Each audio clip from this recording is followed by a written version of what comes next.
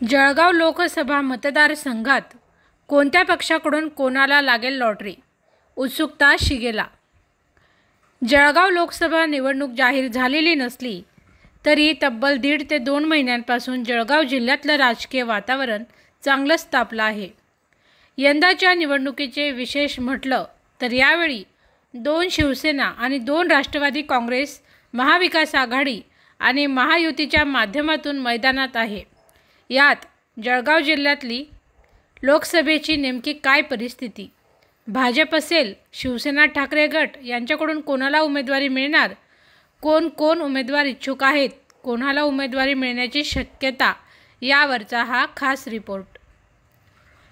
जळगाव लोकसभा मतदारसंघात 6 विधानसभा मतदारसंघ येतात. 1991 सालापासून हा लोकसभा मतदारसंघ हा भाजपचा बालेकिल्ला आहे. या ठिकाणी भाजपाचाच खासदार निवडून येत आहे.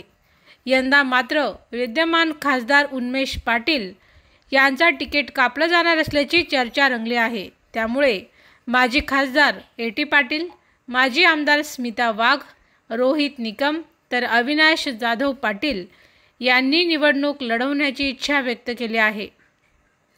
यात ए.टी. पाटील यांना उमेदवारी मिळेल अशी चर्चा होती, मात्र ती आता मागे पडली असून रोहित निकम व आमदार स्मिता वाघ यांचे नाव आघाडीवर आहे. रोहित निकम यांना कुटुंबातील राजकीय वारसा लाभला आहे, तर नुकताच त्यांना महाराष्ट्र मार्केटिंग फेडरेशनवर संचालक म्हणून निवड झाली आहे.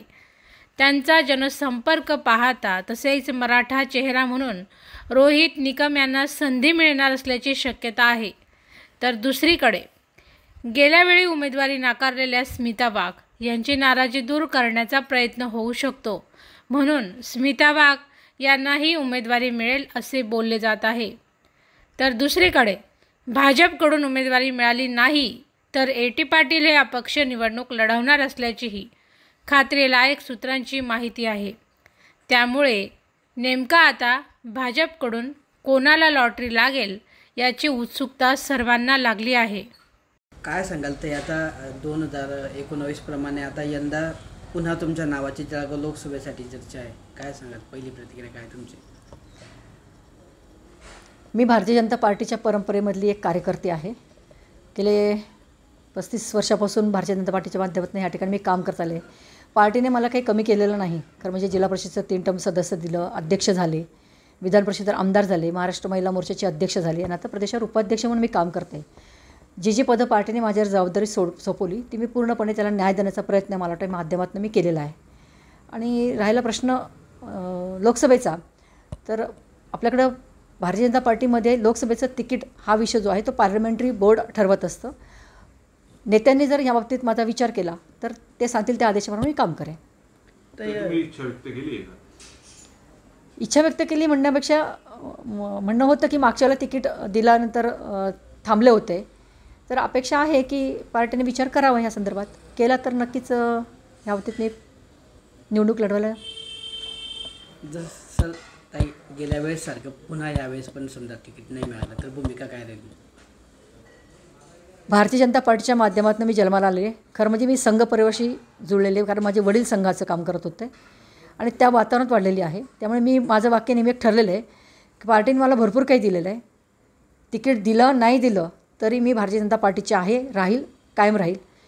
मरताना भारतीय जनता पार्टीच्या झेंड्याचं जाईल हे माझं कायमचं वाक्य ठरलं आहे. त्याप्रमाणे मी माझं काम करत आलेली आहे. जो उमेदवार असेल त्याला आपला पाठिंबा तो काही प्रश्नच नाही. भारतीय जनता पार्टीने एकदा जो उमेदवार दिला जातो त्याच्या पाठीमागं राहणं हे आमचं सगळ्यांचं कर्तव्य आहे. त्याला निवडून आणण्यासाठी आणि पंतप्रधान नरेंद्रभाई मोदींचे हात बळकट करण्यासाठी आम्ही सगळे कटिबद्ध राहू.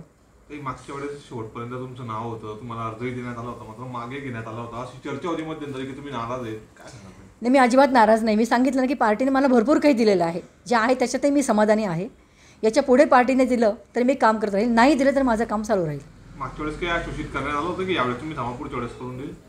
नाही, आश्वासनाचा काही विषय नाही दादा. ज्याच्या परिस्थिती जशी येते त्याप्रमाणे नेते त्याप्रमाणे निर्णय करत असतात आणि ते निर्णय देतील तो शिरसाबंदी आम्ही मानत असतो.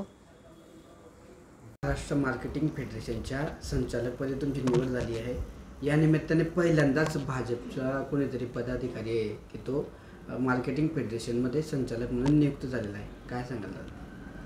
महाराष्ट्र मार्केटिंग फेडरेशनची जी निवडणूक लागली आणि त्याच्यामध्ये माझ्यासाठी स्पेसिफिकली सहकार क्षेत्राचं माझं बॅकग्राऊंड असल्यामुळे, तसं शेतीचंही बॅकग्राऊंड असल्यामुळे, माझे वडील हळाचे शेतकरी होते, अनेक वर्षांपासून मी देखील शेती करतो आहे त्यांच्या पश्चात.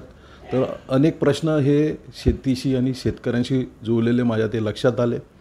आणि त्यानंतर जर का आपल्याला राज्य लेवलवरती किंवा स्टेट लेवलवर काही काम करायचं असेल शेतकऱ्यांसाठी, तर हे एक मोठं माध्यम आहे सहकाराच्या माध्यमातून. त्यात पणन महासंघ जो आहे त्याच्यामध्ये प्रामुख्याने भरड धान्य जे असतं, ज्वारी असेल, मका असेल, चणा असेल, ह्याला योग्य तो हमीभाव देण्याचं काम महाराष्ट्र मार्केटिंग फेडरेशन करतं. आणि मला खूप मनापासून आनंद आहे की माझ्या नेत्यांनी मला 100% सपोर्ट केला. ह्याच्यामध्ये देवेंद्र भाऊ होते, त्याच्यानंतर आपले आदरणीय गिरीश भाऊ होते, तसंच मंगेशदादा चव्हाण होते, ज्यांच्या सगळ्यांच्या पुढाकारामुळे आज पहिल्यांदा कोणी उत्तर महाराष्ट्रामधून महाराष्ट्र मार्केटिंग फेडरेशनवर जाऊ शकलं. आणि मला आज तिथं काम करायला खूप मोठी संधी मिळाली, ज्याच्यामध्ये मोदीजींच्या ज्या शेती संबंधातील योजना आहेत त्याच्या माध्यमातून आपल्याला मॅक्सिमम बेनिफिट शेतकऱ्यांना कसा पोहोचवता येईल त्याच्यासाठी मी प्रयत्न करणार आहे. जळगाव लोकसभेची जागा शिवसेनेला मिळाली आहे. यंदा भाजपसोबत युती नसल्यामुळे शिवसेना ठाकरे गट महाविकास आघाडीकडून निवडणूक लढत आहे. शिवसेना ठाकरे गटाकडून हर्षल माने यांच्या नावाची चर्चा होती. मात्र नुकताच भाजपच्या ललिता पाटील यांनी शिवसेना ठाकरे गटात प्रवेश केला असून त्यांना उमेदवारी दिली जाणार असल्याची सूत्रांची माहिती आहे. मात्र भाजपचे इतर 3 जण संपर्कात असल्याचा दावा शिवसेना ठाकरे गटाकडून करण्यात येतो. त्यामुळे ऐनवेळी महाविकास आघाडीकडून शरद पवार व उद्धव ठाकरे काय खेळी खेळतात हे पाहणं महत्त्वाचं होत असून सध्या तरी शिवसेना ठाकरे गटात उमेदवार कोण असणार हे गुलदस्त्यात आहे. शिवसेना शिंदे गटाने हे जळगाव लोकसभेवर दावा केला आहे. मात्र शिंदे गट महायुतीत असल्यामुळे ही जागा भाजपलाच मिळणार असल्याची 100% शक्यता आहे. त्यामुळे सध्या तरी उमेदवार कोण असेल यापेक्षा राज्यातले कट्टर विरोधक भाजप व शिवसेना ठाकरे गट यांच्यातच जळगाव लोकसभेत लढत पाहायला मिळण्याची शक्यता आहे. आता लवकरच आचारसंहिता लागेल. त्याआधी नेमके उमेदवार कोण असतील, कुणाला लॉटरी लागेल की नौख्यांना संधी मिळते याकडं संपूर्ण जिल्ह्याचं लक्ष लागलं आहे. सुवर्णा पाटील, साई 9 न्यूज मराठी, जळगाव.